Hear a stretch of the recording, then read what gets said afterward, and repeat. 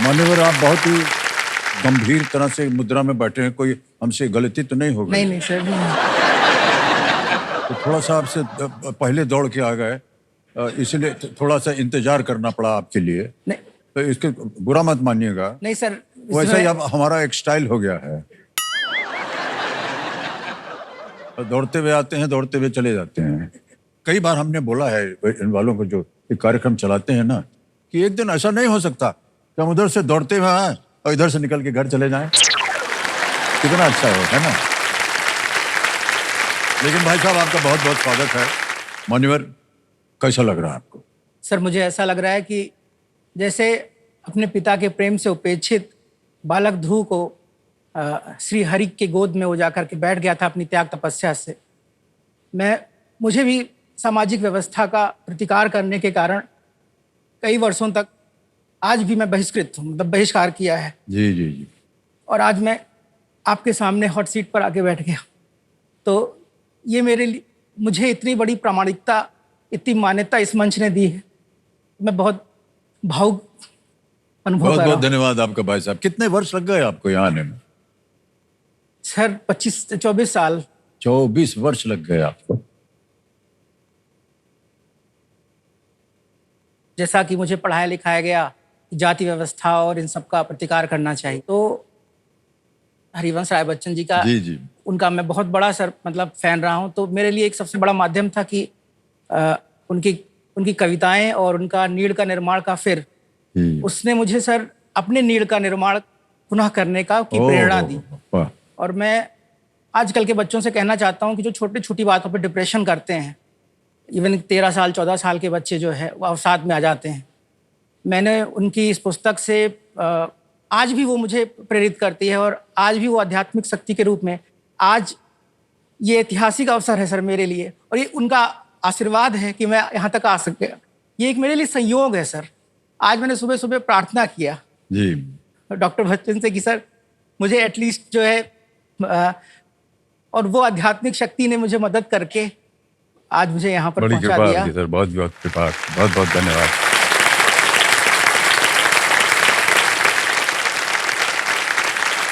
जैसे हमारे यहाँ किसी शुभ कार्यक्रम के लिए एक मंगलाचरण कुछ बोला जाता है, अगर आप अनुमति दे तो। जी जी बिल्कुल बिल्कुल। श्री हरिवंश आपका परम वंश आलोकित करता भारत वंश। श्री हरिवंश आपका परम वंश आलोकित करता भारत वंश। मधुशाला की हाला का जगने छक भोग लगा मदपान किया।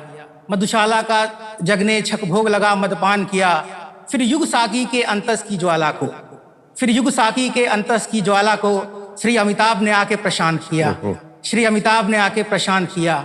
हर युग में दोनों बच्चन, हर युग में दोनों बच्चन प्याले सबके भर देते हैं। युग युगान तक पीने वालों को जीवन दर्शन देते हैं, जीवन दर्शन देते हैं। बहुत बहुत शुक्रिया।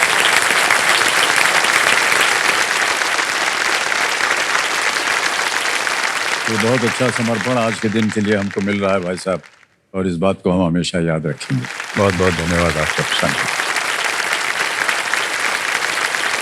सर मेरा जीवन चरितार्थ हो गया कि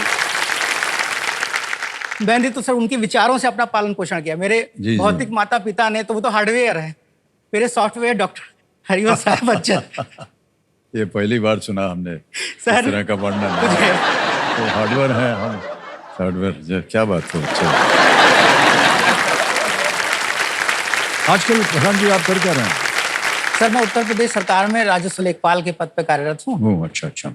हम लोग जनता और सरकार के बीच की एक कड़ी के रूप में हैं। तो हमारा मुख्य काम ये रहता है कि हम एक तो सरकार की जो ज़मीन है उस पर अतिक्रमण न होने दें, और व्यक्तिगत ज़मीन में भी जो लोगों के बीच में विवाद है, तो उसके लिए हमसे रिपोर्ट मांगी जाती है कि आप अपनी आख्या प्रस्तुत करिए, तो हम उसकी रिपोर्ट लगाते हैं। मतलब हम लोग सरकार के आँख नाक कान हैं, मतलब हमारे प्रमाणित करने से ही सारे उनके कागज मतलब बनते हैं। तो हम लोग उसको प्रमाणित करके और उसको मान्यता देते हैं। जी जी बहुत बहुत धन्यवाद सर। मैं एक चीज़ सर अपने बारे में कहना चाहूँगा, और एक एबीसी के मंच पे सर, एबीसी का सर 25 वर्ष पूरा हो रहा है।